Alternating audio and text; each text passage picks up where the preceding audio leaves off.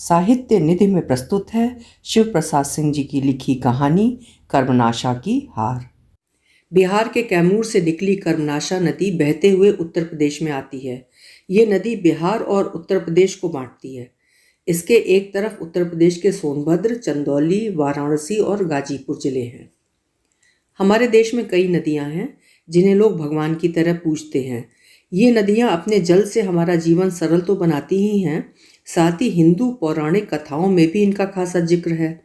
ऐसे में हर सुबह और शाम लोग नदियों की आरती कर उनका पूजा अर्चना करते हैं। लेकिन क्या आप जानते हैं, हमारे उत्तर प्रदेश में एक नदी ऐसी भी है जिसका पानी पीना तो दूर, उसे छूने से भी लोग डरते हैं। इस नदी का नाम है कर्मनाशा। लोगों में कर्मनाशा नदी का इतना खौफ है कि इसके आसपास रहने वाले लोग प्यासे रह सकते हैं लेकिन नदी के पास नहीं जाते। यहाँ तक कि खाना बनाने में भी इसका पानी इस्तेमाल नहीं किया जाता। और दिलचस्प बात तो ये है कि ये नदी देश की सबसे पवित्र नदी गंगा में जाकर मिलती है। तो चलिए शुरू करते हैं कहानी कर्मनाशा की हार। काले सांप का काटा आदमी बच सकता है, हलाहल जहर पीने वाले की मौत रुक सकती है, किंतु जिस पौधे को एक बार कर्मनाशा का पानी छू ले वो फिर हरा नहीं हो सकता। कर्मनाशा के बारे में किनारे के लोगों में एक और विश्वास प्रचलित था कि यदि एक बार नदी बढ़ आए तो बिना मानुष की बलि लिए नहीं लौटती। हालांकि थोड़ी ऊंचाई पर बसे हुए नए डीह वालों को इसका कोई खौफ न था। इसी से वे बाढ़ के दिनों में गेरू की तरह फैले हुए अपार जल को देखकर खुशियां मनाते। 2-4 दिन की ये बाढ़ उनके लिए तब्दीली बनकर आती। मुखिया जी के द्वार पर लोग बाग इकट्ठे होते और कजली सावन की ताल पर ढोलकें उनकने लगती। गांव के दुधमुहे तक ई बाढ़ी नदिया जिया लेके माने का गीत गाते, क्योंकि बाढ़ उनके लिए किसी आदमी का जिया नहीं लेती थी। किंतु पिछले साल अचानक जब नदी का पानी समुद्र के ज्वार की तरह उमड़ता हुआ नई डीह से जा टकराया तो ढोलकें बह चलीं। गीत की कड़ियां मुरझाकर होठों पे पपड़ी की तरह छा गईं। सोखा ने जान के बदले जान देकर पूजा की। 5 बकरों की दौरी भेंट हुई, किंतु बड़ी नदी का हौसला कम न हुआ। एक अंधी लड़की, एक अपाहिज बुढ़िया बाढ़ की भेंट रही। नई डीह वाले कर्मनाशा के इस उग्र रूप से कांप उठे। बूढ़ी औरतों ने कुछ सुराग मिलाया, पूजा पाठ कराकर लोगों ने पाप शांति की। एक बाढ़ बीती, बरस बीता, पिछले घाव सूखे न थे कि भादों के दिनों में फिर पानी उमड़ा। बादलों की छाव में सोया गांव भोर की किरण देखकर उठा तो सारा सिंचान रक्त की तरह लाल पानी से घिरा था। नई डीह के वातावरण में हौलदिली छा गई। गांव ऊंचे अरार पर बसा था जिस पर नदी की धारा अनवरत टक्कर मार रही थी। बड़े बड़े पेड़ जड़ मूल के साथ उलटकर नदी के पेट में समा रहे थे। ये बाढ़ न थी, प्रलय का संदेश था। नई डीह के लोग चूहेदानी में फंसे चूहे की तरह भय से दौड़ धूप कर रहे थे। सबके चेहरे पर मुर्दनी छा गई थी। कल दीनापुर में कढ़ा चढ़ा था पांडे जी, ईसुर भगत हकलाते हुए बोला। कुएं की जगत से बाल्टी का पानी लिए जगेश्वर पांडे उतर रहे थे। घबराकर बाल्टी सहित ऊपर से कूद पड़े। क्या कह रहे थे भगत? कढ़ा चढ़ा था? क्या कहा सूखा ने? चौराहे पर छोटी भीड़ इकट्ठी हो गई। भगत अपने शब्दों को चुभलाते हुए बोले, काशीनाथ की शरण भाई लोगों, सोखा ने कहा कि इतना पानी गिरेगा कि 3 घड़े भर जाएंगे। आदमी मवेशी की क्षय होगी, चारों ओर हाहाकार मच जाएगा, परलय होगी। परलय न होगी तब क्या बरकत होगी? हे भगवान, जिस गांव में ऐसा पाप कर्म होगा वो बहेगा नहीं, तब क्या बचेगा? माथे के लुग्गे को ठीक करती हुई धनेसरा चाची बोली, मैं तो कहूँ कि फुलमतिया ऐसी चुप काहे है? राम रे राम, कुतिया ने पाप किया, गांव के सिर बीता। उसकी माँ कैसी सतवंती बनती थी, आग लाने गई तो घर में जाने नहीं दिया। मैं तो तभी छनगी की, हो न हो दाल में कुछ काला है, आग लगे ऐसी कोख में। 3 दिन की बिटिया और पेट में ऐसी घनघोर दाढ़ी। कुछ साफ भी कहोगी भौजी? बीच में जगेसर पांडे बोले, क्या हुआ आखिर? हुआ क्या, फुलमतिया रांड मेमना लेके बैठकी है। विधवा लड़की बेटा ब्याह कर सुहागन बनी है। कब हुआ? सबकी आंखों में उत्सुकता के फपोले उभर आए। आगत भय से सबकी सांसें टंगी रह गईं। तभी मिर्चे की तरह तीखी आवाज में चाची बोली, कोई आज की बात है? 3 दिन से सौरों में बैठी है डाइन, पाप को छाती से चिपकाए है। ये भी ना हुआ कि गर्दन मरोड़कर गढ़े गुच्ची में डाल दे। लोगों को प्रलय की सूचना देकर हवा में उड़ते हुए आंचल की बरजोरी बस में करती चाची दूसरे चौराहे की ओर बढ़ चली। गांव का सारा आतंक, भय, पाप उनके पीछे कुत्ते की तरह दुम दबाए चले जा रहे थे। सबकी आंखों में नई डीह का भविष्य था। रक्त की तरह लाल पानी में चूहे की तरह ऊब चूब करते हुए लोग चिल्ला रहे थे। मौत का ऐसा भयंकर स्वप्न भी शायद ही किसी ने देखा था। भैरव पांडे बैसाखी के सहारे अपनी बकरी के दरवाजे में खड़े बाढ़ के पानी का जोर देख रहे थे। अपार जल में बहते हुए सांप बिच्छू चले आ रहे थे। मरे हुए जानवर की पीठ पर बैठा कौआ लहर के धक्के से बिछल जाता। भीगे चूहे पानी से बाहर निकलते तो चील झपट पड़ते। विचित्र दृश्य है। पांडे न जाने क्यों बुदबुदाए। फिर मिट्टी की बनी पुरानी बकरी की ओर देखा।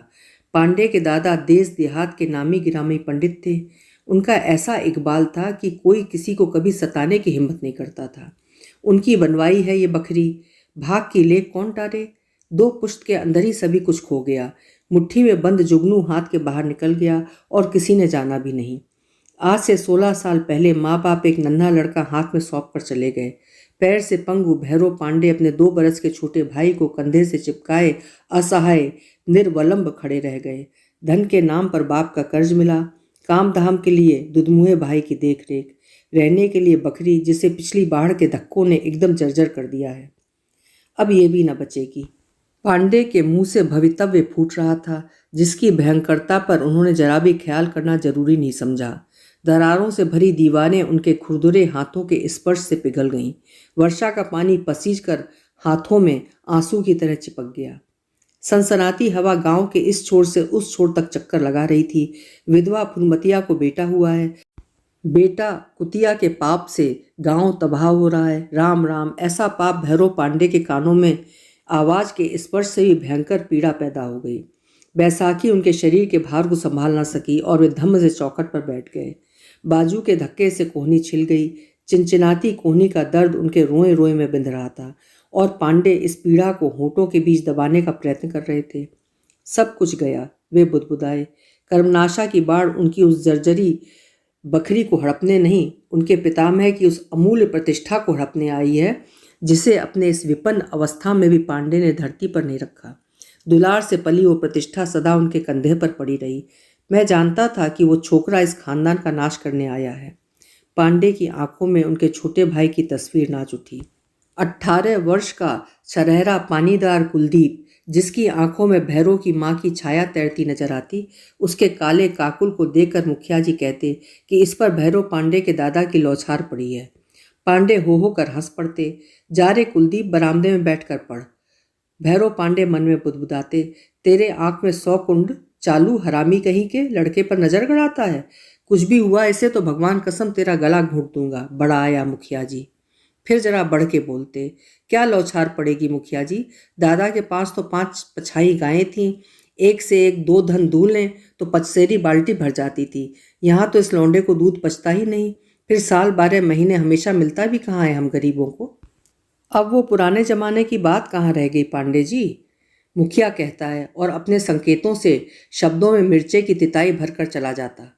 काले काले काकुलों वाला नौजवान कुलदीप उसे फूटी आंखों नहीं सुहाता, किंतु भैरव पांडे के डर से वो कुछ न कह पाता।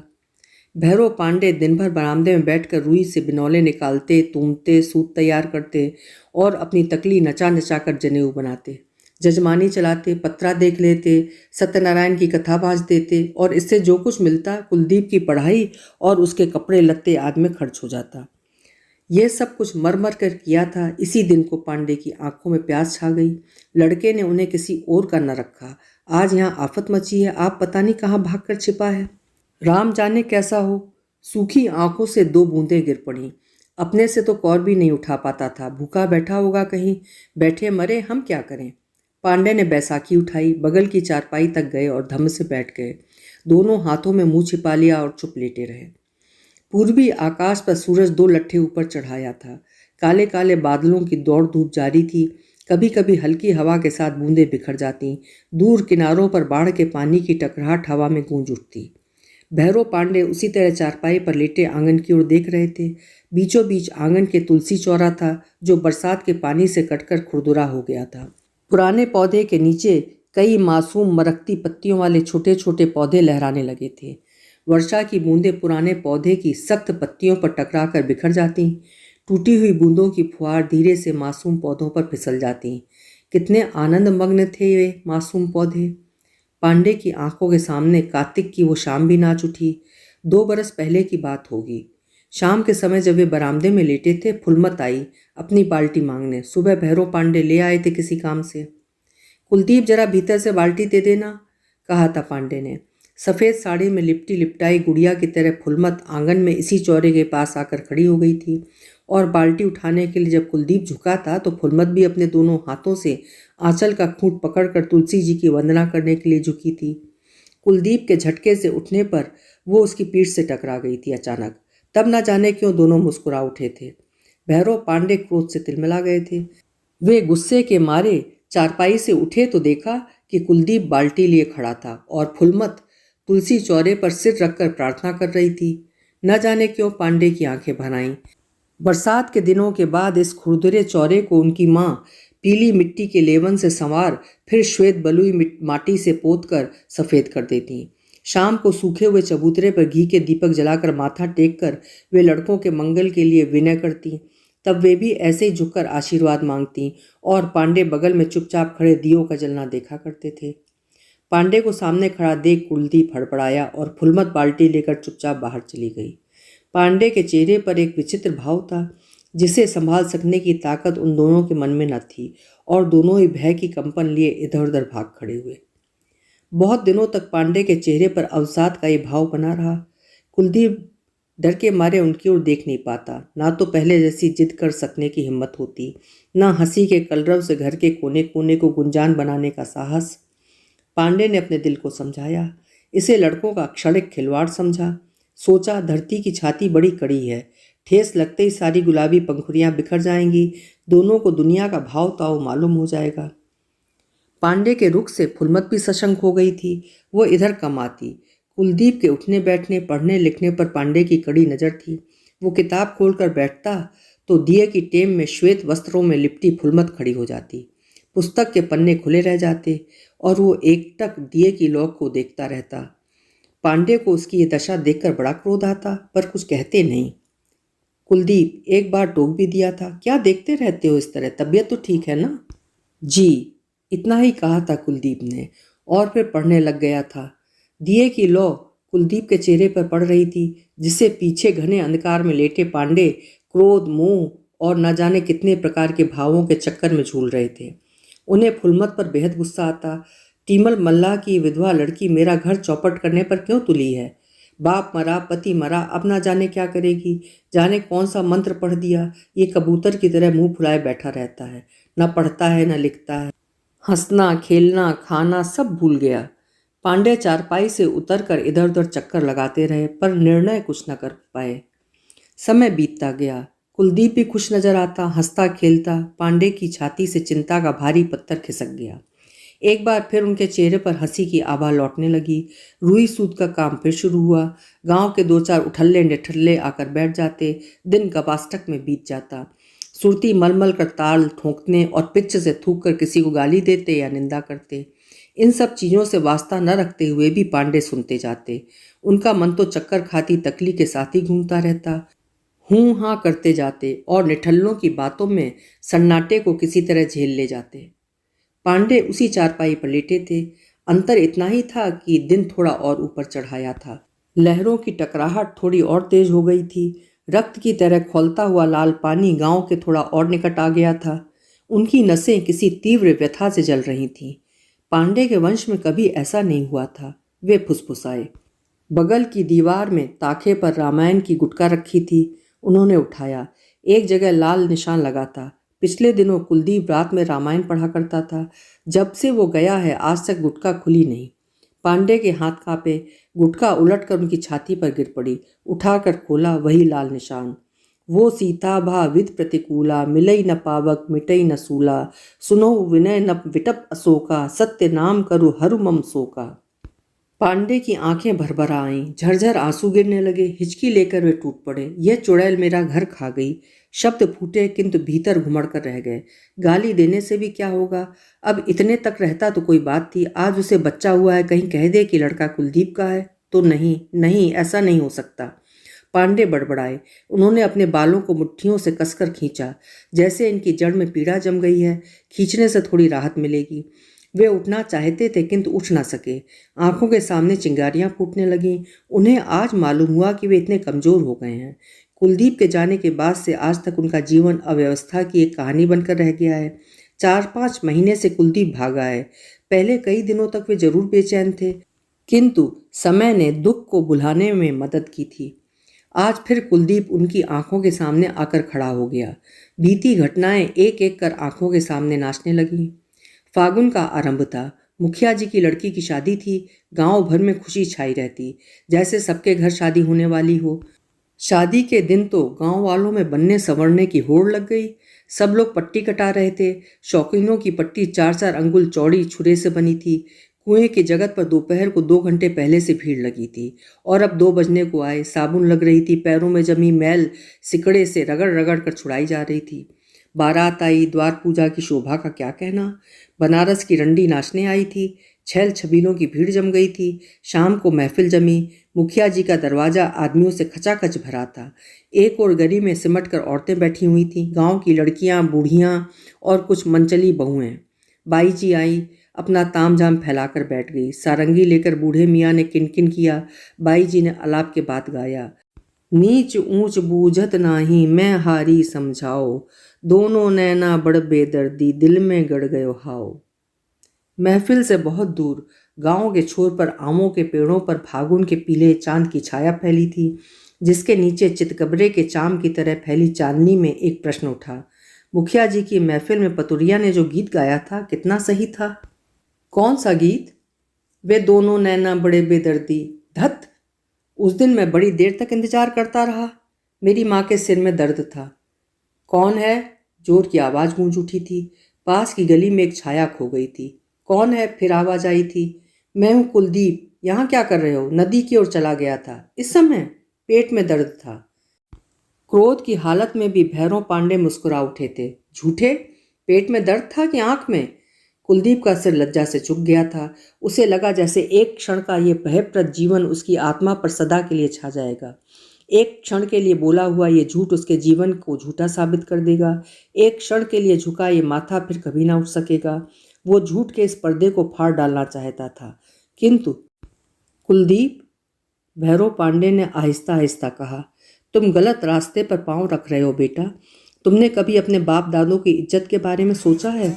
बड़े पुण्य के बाद इस घर में जन्म मिला है भाई। इसे कभी मत भूलना कि अच्छे घर में जन्म लेने से कोई बहुत बड़ा नहीं हो जाता, किंतु इस अवसर को गलत कहकर नीचे गिरने से बड़ा पाप और कोई नहीं है। कुलदीप को लगा कि तीखे कांटों वाली कोई जीवित मछली उसके गले में फंस गई है। गर्दन को चीरती हुई यदि वो निकल जाए तो भी गनीमत, किंतु ये असह्य पीड़ा तो नहीं सही जाती। और न जाने क्यों वो हिचकियों से फूट फूट कर रो उठा था। भाई के मन की पीड़ा की कल्पना भी उसके लिए कष्टकर थी, किंतु उसकी आत्मा अपने संपूर्ण भाव से जिस वस्तु को वरेण्य समझती है उसे वो एकदम ही व्यर्थ कैसे कह दे। जिस छाया में न जाने क्यों उसे एक अजाने आनंद का अनुभव होता है, उसे कालिक कह सकना उसके वश की बात नहीं थी।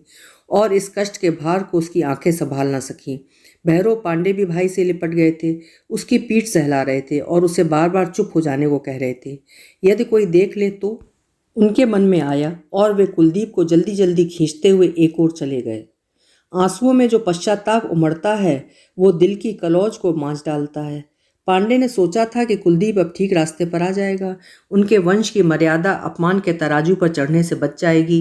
भूखों रहकर भी पांडे ने इज्जत के जिस बिरवे को खून से सींच कर तरोताजा रखा है, उस पर किसी के व्यंग कुठार नहीं चलेंगे। किंतु 1 महीना भी नहीं बीता कि कुलदीप फिर उसी रास्ते चल पड़ा। छोटे भाई के इस कार्य को छिपकर देखने की पापाग्नि में भैरव पांडे अपनी आत्मा को जलते हुए देखते, किंतु वे विवश थे। चैत के दिनों में गर्मी से जली तपी कर्मनाशा किनारे के नीचे सिमट गई थी। नदी के पेट में दूर तक फैले हुए लाल बालू का मैदान, चांदनी में सीपियों के चमकते हुए टुकड़े, सामने के ऊंचे अरार पर घन पलास के पेड़ों की आरक्त पातें, बीच में घुघू, चारों ओर जल विहार करने वाले पक्षियों का स्वर, कगार से नदी तीर तक बने हुए छोटे बड़े पैरों के निशानों की 2 पंक्तियां, सिर्फ 2। तुम मुझे मझधार में लाकर छोड़ तो नहीं दोगे? घुटन और शंका में खोए हुए धीमे स्वर, श्यामा की चीरती दर्द भरी आवाज। एक चुप्पी, फिर हकलाती आवाज, मैं अपना प्राण दे सकता हूं किंतु तुमको कभी नहीं। चांदनी की झीनी परतें सघन होती जा रही थीं। सुनसान किनारे पर भटकी हवा की सनसनाहट में आवाज़ों का अर्थ खो जाता। कभी हल्के हास्य की नर्म ध्वनि, कभी आक्रोश के बुलबुले, कभी उल्लास तरंग, कभी सिसकियों की सरसराहट। भैरव पांडे एक बार चांदनी के इस पवित्र आलोक में अपनी क्रूरता और निर्ममता पर विचार करने के लिए रुक गए। तो क्या आज तक का उनका सारा प्रयत्न निष्फल था? क्या वे असाध्य को संभव बनाने का ही प्रयत्न करते रहे? एक क्षण के लिए भैरव पांडे ने सोचा, काश फुलमत अपनी ही जाति की होती, कितना अच्छा होता। ये विधवा ना होती। तुलसी चौरे की वंदना पांडे के मस्तिष्क में चंदन की सुगंध की तरह छा गई। उसका रूप, चाल चलन, संकोच, सब कुछ किसी को भी शोभा देने लायक था। एक क्षण के लिए उनकी आंखों के सामने सफ़ेद साड़ी में लिपटी फुलमत की पतली दुबली काया हाथ जोड़कर खड़ी हो गई, जैसे वो आंचल फैलाकर आशीर्वाद मांग रही हो। भैरव पांडे विजड़ित खड़े थे, दिग्मूढ़। ये असंभव है। पांडव ने बैसाखी संभाली और नीचे की ओर लपके। कुलदीप, बड़ी कर्कश आवाज थी पांडे की। दोनों सिर झुकाए सामने खड़े थे। आज पहली बार पाप की साक्षी में दोनों संवेद दिखाई पड़े थे। पांडे फिर एक क्षण के लिए चुप हो गए। मैं पूछता हूं ये सब क्या है? पांडे चिल्लाए। इतने निर्लज्ज हो तुम दोनों। पांडे बढ़कर सामने आए, फुलमत की ओर मुंह फेर कर बोले, तू इसकी जिंदगी क्यों बिगाड़ना चाहती है? क्या तू नहीं जानती कि तू जो चाहती है वो स्वप्न में भी नहीं हो सकता, कभी नहीं। फुलमत चुप थी। पांडे दूने क्रोध से बोले, चुप क्यों है चुड़ैल, बोलती क्यों नहीं? मैं क्यों इनकी जिंदगी बिगाड़ूंगी दादा? वो सहसा एकदम निचुड़ गई। मैंने तो उन्हें कई बार मना किया। कुलदीप, पांडे दहाड़े, सीधे रास्ते पर आ जाओ, अच्छा होगा। तुमने भैरों का प्यार देखा है, क्रोध नहीं। जिन हाथों से मैंने पाल पोस कर बड़ा किया है, उसी से तुम्हारा गला घोंटते मुझे देर नहीं लगेगी। दादा, कुलदीप हकलाया, हम दोनों पापी, नीच। भैरव पांडे के हाथ की पांचों उंगलियां कुलदीप के चेहरे पर उभर आईं। मैं सोचता था कि तू ठीक हो जाएगा। पांडे क्रोध से कांप रहे थे, लेकिन नहीं, तू मेरी हत्या करने पर तुल ही गया है। वे फुलमत की ओर घूमकर चिल्लाए, क्या खड़ी है डायन? भाग, नहीं तो तेरा गला घोंट कर इसी पानी में फेंक दूंगा। अंधड़ को पीते हुए त्रसित सांप जैसा स्वर, ये सब मैंने किया था। पांडे चारपाई पे घायल सांप की तरह तड़फड़ाते हुए बुदबुदाए। उनकी छाती से सरक कर रामायण का गुटका जमीन पर गिर पड़ी और उस पवित्र आराध्य वस्तु को उठाने का उन्हें ध्यान न रहा। कुलदीप दूसरे ही दिन लापता हो गया। पांडे अपनी बैसाखी के सहारे दिन भर गांव गिराओं की खाक छानते फिरे, किंतु वो न मिला। थक हार कर पांडे वापस आ गए। बाप दादों की इज्जत की प्रतीक इतनी विशाल बकरी, जिसकी दीवारें मुंह दबाए शांत पुजारी के तप की तरह अडिग खड़ी थीं, किंतु कितनी सुनसान, डरावनी, निष्प्राण, पिंजर की तरह लगती थी। ये बकरी। चौखट पर पैर रखते हुए पांडे की आत्मा कराह उठी। चला गया। बैसाखी रखकर पांडे आंगन के कोने में बैठ गए। अब वो कभी नहीं लौटेगा। रात में उन्हें बड़ी देर तक नींद नहीं आई। कुलदीप को बचपन से लेकर आज तक उन्होंने कभी अपनी आंख की ओट नहीं होने दिया। छुटपन से लेकर आज तक खिलाया पिलाया, पाला पोसा, और आज लड़का दगा देकर निकल गया। पांडे अधरों की मेड़ के पीछे बिथा के सैलाब को रोकने का असफल प्रयत्न करते रहे। भोर होने में देर थी। उनीली आंखें करुआ रही थीं, किंतु मन की जलन के आगे उस दर्द का मोल। पांडे उठकर टहलने लगे। सामने की बसवार के भीतर से पूर्वी क्षितिज पर ललछुआ उजास फूटने लगा था। गली के मोड़ के कच्चे मकान के भीतर से जांत की घर घर गूंज रही थी, एक घुमड़ता गरगराहट का स्वर, जिसके पीछे जांत वाली के कंठ की व्यथा की एक सुरीली तान टूट टूट कर कौंध उठती थी। मोहे जोगिन बना के कहाँ गए ले रे जोगिया। पांडे एक क्षण अवाक होकर इस दर्दीले गीत को सुनते रहे। प्यासे, भूले, भटके, थके हुए स्वर पांडे की आत्मा में जैसे समान वेदना को पहचान कर उतरते चले जा रहे हों। अब रोने चली है चुड़ैल। पांडे पागल की तरह बड़बड़ाते रहे, रो रो कर मर, मैं क्या करूं। बाढ़ के लाल पानी में सूरज डूब रहा था। पांडे बैसाखी के सहारे आकर दरवाजे पर खड़े हुए। नदी की ओर आदमियों की भीड़ खड़ी थी। वे धीरे धीरे उधर ही बढ़े। सामने 3-4 लड़के अरहर की खूंटियां गाड़ कर पानी का बढ़ाव नाप रहे थे। क्या कर रहा है छबीला? पांडे बला चेहरे पर मुस्कुराहट का भाव लाकर बोले, देखता नहीं लंगड़े, बाढ़ रोक रहे हैं। पांडे मुस्कुराए, जैसा बाप वैसा बेटा। तेरा बाप भी खूंटियां गाड़ कर कर्मनाशा की बाढ़ को रोकना चाहता है। वह भीड़ कैसी है रे छबीले? नहीं जानते? फुलमत को नदी में फेंक रहे हैं, उसके बच्चे को भी। उसने पाप किया है। छबीला फिर गंभीर खड़े पांडे से सटकर बोला, क्यों पांडे चाचा, जान लेकर बाढ़ उतर जाती है ना? हाँ हाँ, पांडे आगे बढ़ा। बोतल की टीप खुल गई थी। पांडे के मन में भयानक प्रेत खड़ा हो गया। चलो, न रहेगा बांस न बजेगी बांसुरी। चली थी पांडे के वंश में कालिक पोतने। अच्छा ही हुआ कि वो छोकरा भी आज नहीं है। फुलमत अपने बच्चे को छाती से चिपकाए टूटते हुए अरार पर एक नीम के तने से सटकर खड़ी थी। उसकी बूढ़ी माँ जार बेजार हो रही थी, किंतु आज जैसे मनुष्य ने पसीना छोड़ दिया था। अपने अपने प्राणों का मोह इन्हें पशुओं से भी नीचे उतार चुका था। कोई इस अन्याय के विरुद्ध बोलने की हिम्मत नहीं करता था। कर्मनाशा को प्राणों की बलि चाहिए। बिना प्राणों की बलि लिए बाढ़ नहीं उतरेगी। फिर उसी की बलि क्यों ना दी जाए जिसने पाप किया। पर साल जान के बदले जान दी गई, पर कर्मनाशा दो बलि लेकर ही मानी। त्रिशंकु के पाप की लहरें किनारों पर सांस की तरह फुफकार रही थीं। आज मुखिया का विरोध करने का किसी में साहस ना था। उसके निष्ठा के कार्यों का ऐसा समर्थन कभी ना हुआ था। पता नहीं किस बैर का बदला ले रही है बेचारी से। भीड़ में कई तरह सोचते, ऐसा तो कभी नहीं हुआ था, किंतु कौन बोले, सब मुंह सिए खड़े थे। तुम्हारी क्या राय है भैरव पांडे? मुखिया बोला। सारे गांव ने फैसला कर दिया। एक के पाप के लिए सारे गांव को मौत के मुंह में नहीं झोंक सकते। जिसने पाप किया है उसका दंड भी वही भोगे। एक विभत्स सन्नाटा। पांडे ने आकाश की ओर देखा। आगे बढ़े। फुलमत भय से चिल्ला उठी। पांडे ने बच्चे को उसकी गोद से छीन लिया। मेरी राय पूछते हो मुखिया जी? तो सुनो। कर्मनाशा की बाढ़ दुधमुए बच्चे और एक अबला की बलि देने से नहीं रुकेगी। उसके लिए तुम्हें पसीना बहाकर बांधों को ठीक करना होगा। कुलदीप कायर हो सकता है, वो अपने बहू बच्चे को छोड़कर भाग सकता है, किंतु मैं कायर नहीं हूँ। मेरे जीते जी बच्चे और उसकी माँ का कोई बाल बांका नहीं कर सकता, समझे? तो ये है बूढ़े पांडे जी की बहू, मुखिया व्यंग से बोला। पाप का फल तो भोगना ही होगा पांडे जी। समाज का दंड तो झेलना ही होगा। जरूर भोगना होगा मुखिया जी। मैं आपके समाज को कर्मनाशा से कम नहीं समझता, किंतु मैं एक एक के पाप गिनाने लगूं तो यहाँ खड़े सारे लोगों को परिवार समेत कर्मनाशा के पेट में जाना पड़ेगा। है कोई जाने को तैयार? लोग अवाक पांडे को देख रहे थे, जो अपने कंधे से छोटे बच्चे को चिपकाए अपनी पैसाखी के सहारे खड़े थे। पत्थर की विशाल मूर्ति की तरह उन्नत, प्रशस्त, अटल कर्मनाशा के लाल पानी में सूरज डूब रहा था। जिन उद्धत लहरों की चपेट से बड़े बड़े विशाल पीपल के पेड़ धराशायी हो गए थे, वे एक टूटे नीम के पेड़ से टकरा रही थीं। सूखी जड़ें जैसे सख्त चट्टान की तरह अडिग थीं। लहरें टूट टूट कर पछाड़ खाकर गिर रही थीं, शिथिल, थकी, पराजित। अभी आप सुन रहे थे डॉक्टर शिव प्रसाद सिंह जी की लिखी हुई कहानी कर्मनाशा की हार।